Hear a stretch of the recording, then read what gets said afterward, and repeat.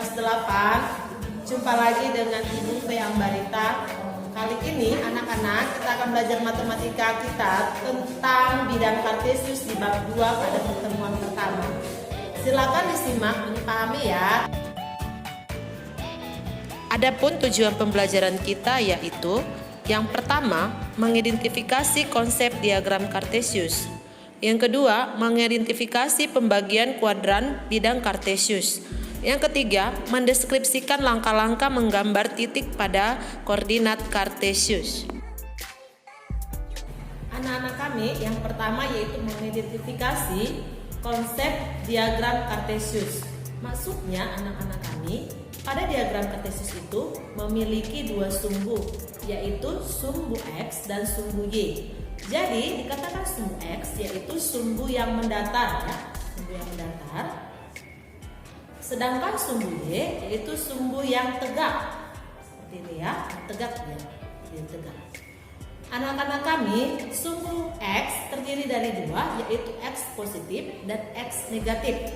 Untuk X positif berarti dia nanti arahnya ke kanan.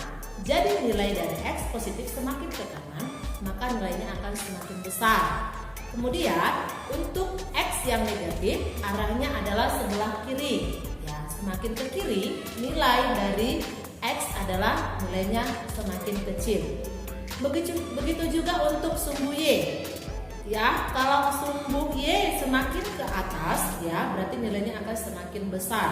Sedangkan untuk nilainya yang semakin ke bawah ya, sumbu Y yang ke bawah maka nilainya akan semakin kecil.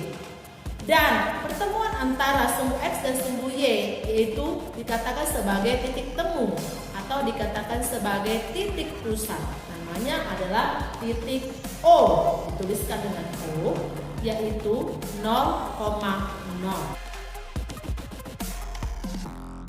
Yang kedua, mengidentifikasi pembagian kuadran bidang kartesius. Maksudnya anak-anak kami pada bidang kartesius memiliki 4 kuadran ya, 4 kuadran. Kalau ibu buat gambarnya di sini ada 4 yang dituliskan sebagai K1, ada K1, ada K2, ada K3 dan ada nanti K4. Maksudnya bagaimana? Kalau K1 disebut dengan kuadran 1 yaitu nilai dari si X dan nilai dari si Y-nya adalah bernilai positif. Sedangkan di kuadran kedua nanti nilai dari si X-nya negatif dan Y-nya adalah bernilai positif. Untuk di kuadran ketiga yaitu K3 nilai dari si X-nya negatif dan nilai si Y-nya juga negatif. Dan terakhir untuk di kuadran keempat yaitu K4 nilai dari si X-nya positif dan nilai si Y-nya adalah negatif. Anak-anak kami, penulisan koordinat kartesius dituliskan sebagai X, Y.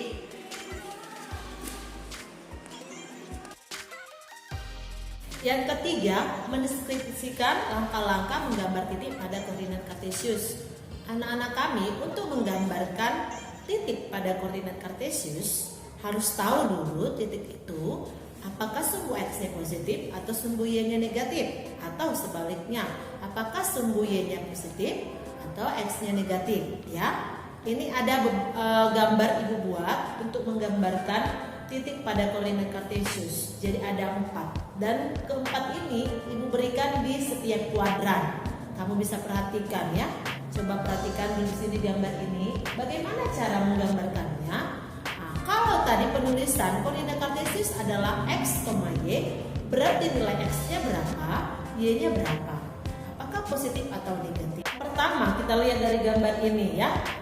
P, titik P, berarti dia memiliki titik 2,4. Maksudnya 2,4 itu adalah nilai X-nya 2, Y dan Y-nya adalah 4. 2 bernilai positif, 4 bernilai positif, berarti letaknya berada di kuadran pertama. Karena di kuadran pertama tadi adalah nilainya si X-nya positif, Y-nya positif. Untuk nilai P. Untuk titik Q yaitu negatif 5,5. Berarti negatif 5,5 X-nya negatif 5 bernilai negatif, sedangkan Y-nya 5 adalah bernilai positif. letaknya adalah di kuadran kedua karena di kuadran kedua nilai si X-nya negatif sedangkan nilai si Y-nya adalah positif. Titik R negatif 5 dan negatif 3. Berarti di sini dia berada di kuadran ketiga. Kenapa di kuadran ketiga? Karena nilai X-nya dan nilai Y-nya yaitu negatif. S 3 negatif 2. Berarti di sini nilai X-nya positif, Y-nya adalah negatif. Berarti terletak di kuadran keempat. Baik anak-anak kami, sampai sekian dulu untuk pertemuan kita pertama pada bab 2 yaitu bidang kartesius. Semoga apapun yang Ibu jelaskan tadi kamu pahami kembali dan kamu pelajari kembali ya. Jangan lupa jaga kesehatan. Terima kasih. Anak-anak kami, di sini ada tugas Ibu berikan. Dikerjakan di buku tugas dengan baik-baik dan rapi ya.